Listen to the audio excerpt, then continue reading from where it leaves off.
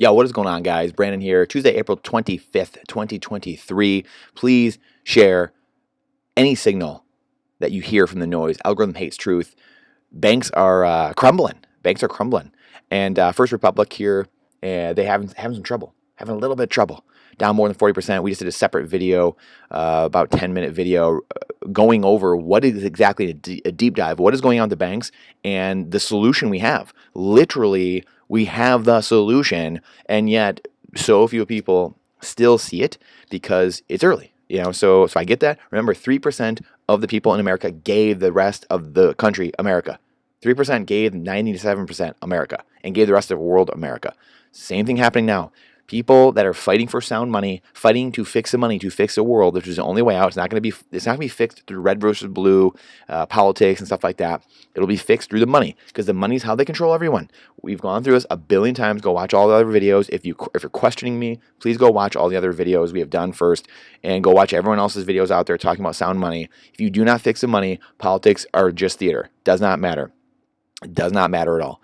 So fix the money to fix the world. That is why why are you talking about Bitcoin so much? Would you, if you had something that could fix the enslavement of people and the bondage there, and by buying bonds, literally, the enslavement that is, and by lowering their cost and raising their standard of living, would you be talking about that a lot? If you had that solution, if you found that, would you be talking about it? That's a question everyone has to ask.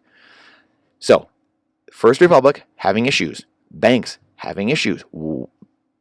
Central banks, not a predictable issuance of currency. Banks, very rickety, very exposed. Ponzi schemes. We don't know how if they will be there today, if they'll be there tomorrow. Bitcoin, though, ironically, we have predictable monetary supply until 2140, until 120 years from now, until the issuance stops, and we know it'll be around. We know there's 350 exahash, 350, quintillion guesses a second, trying to guess, that the strength of the network is the strongest supercomputer to ever exist. Do you think the banking sector can compete with that? Do you think JP Morgan Chase can compete with that? That's what we have to ask ourselves. What do you trust in? Do you trust in governments? Laws that people don't even follow? Nations in the world governed by people? Or do we want something governed by immutable code? Do we want something that can't be just changed on a whim? Do we want something that is just impoverishing people and changing just to fit a few people? Or do we want something that benefits everyone on Earth who has an internet connection or even not an internet connection? It doesn't even matter, right? Bitcoin changes life. It changes the way people think. You don't change Bitcoin, it changes you. I think the coolest benefit about Bitcoin, among the technology and everything it's going to do, is the brain busting feature that it has of changing people back and aligning incentives to basically monetize greed, because people are motivated by fear and greed, and it aligns all those incentives. That's what Bitcoin does. That's what it was discovered to do. It was discovered to put the issuance of money and that communication between two individuals back in the hands of the people. Money comes from people, and the transaction, the value they create between each other, it doesn't come from governments. Just like your rights don't come from governments. Governments are there to uphold the rights given to you by God. That is it. They are there to work at the consent of the people. Go read the founding documents of the United States. They work at the consent of the people, period. They're not there to do things for you in your life. You're there to get off your behind and go work your buns off. That is it. The government is there to uphold the rule of law, basically, and make sure the issuance and the circulation of money is going on. Make sure your border's secure. Make sure that there's actual rule of law going on, and that they work at the consent of us and bend to our will. We don't bend to their will. We have gotten completely 180 degrees out of kilter. And so now we have people scared of their government instead of the government being scared of its people. So now we're going to have problems. We have problems. And this is why we talk about coming full circle this every day. We talk about the market updates, where we're going, what we need to do. Now why we talk about Bitcoin and then a little bit of gold and silver, and get some food storage and some water and some energy, and be able to provide for your family. Get some lead, get some ammo, some security, some firearms. Get some land if you can, and build community. The number one thing in a survival situation is community. We're going into a fourth turning. We can't be pussyfooting around on this anymore, guys. We're in a fourth turning. Crazier thing. Do you think tomorrow or a week or a month from now is going to get like less crazy? Do you think like all of a sudden like, ooh, things are going to be less? There's going to be a lot less crazy things I turn on the news and see. A lot less crazy things I turn on social media and see. No, of course not.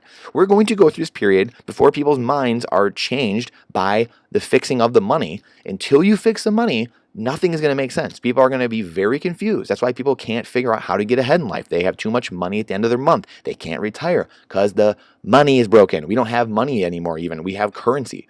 Money is a store of value. Gold and silver are a store of value. Bitcoin is a store of value. Fiat currencies, newsflash, they ain't a store of value. They do nothing but lose you purchasing power. It's a liability you were told was an asset. So again, before I go into too much of a tangent here, I want to go through the trifecta here. We did a separate video on the banks and what was going on there and talked about a lot of other stuff and what's actually going on to banking and deposits being pulled out and people, their fears being stoked again. And we have the answer. So the DXY, the dollar relative strength, we have it kind of going sideways the last week or two, just bouncing around a little bit. The bond market, that's the big one though. We're down below 3.4%, so a big drop just in the last day or two here. And so people buying back into bonds, so the yield going down, people buying up bonds a bit.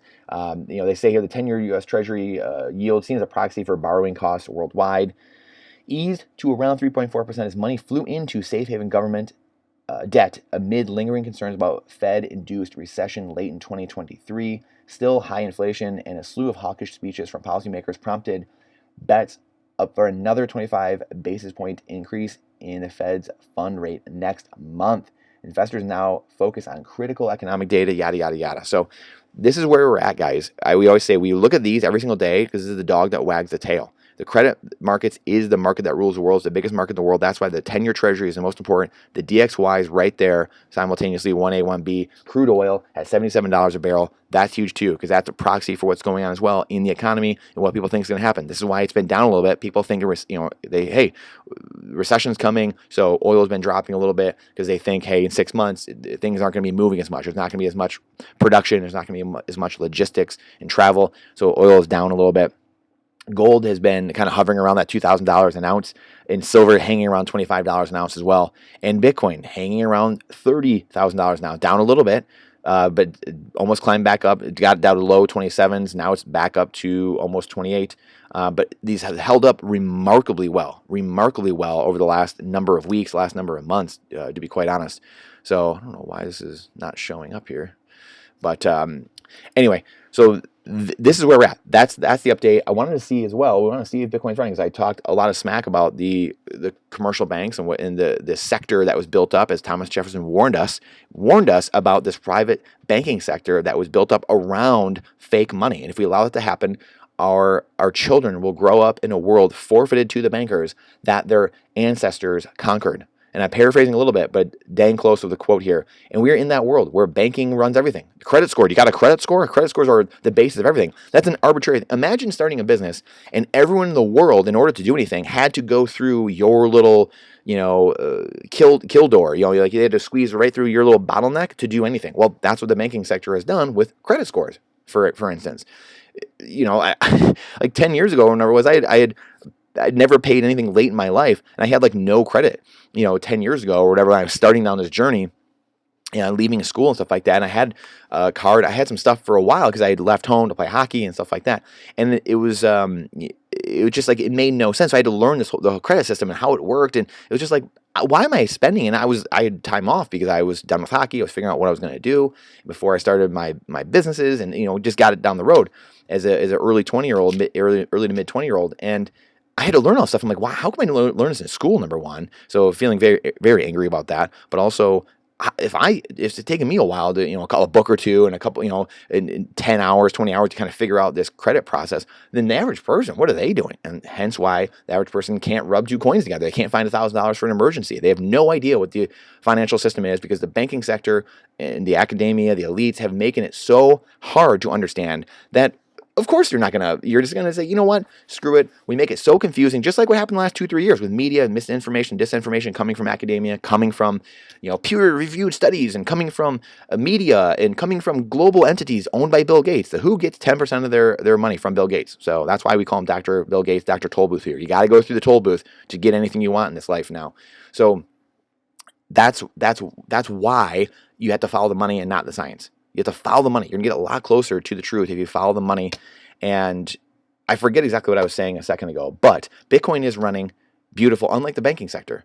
The banking sector is crumbling. It's been crumbling since '08, but we know Bitcoin's running perfectly. 99% uptime over the course of its entire life, 100% uptime in the last 11 years. Beautiful stuff. We know the predictable issuance.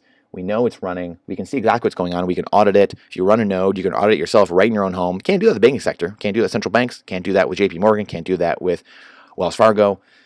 So we have our choice in front of us, folks. We have our choices. We have our options. And it's up to us to decide what we want. Do we want freedom, Bitcoin, and fixing the money to fix the world? Do we want slavery?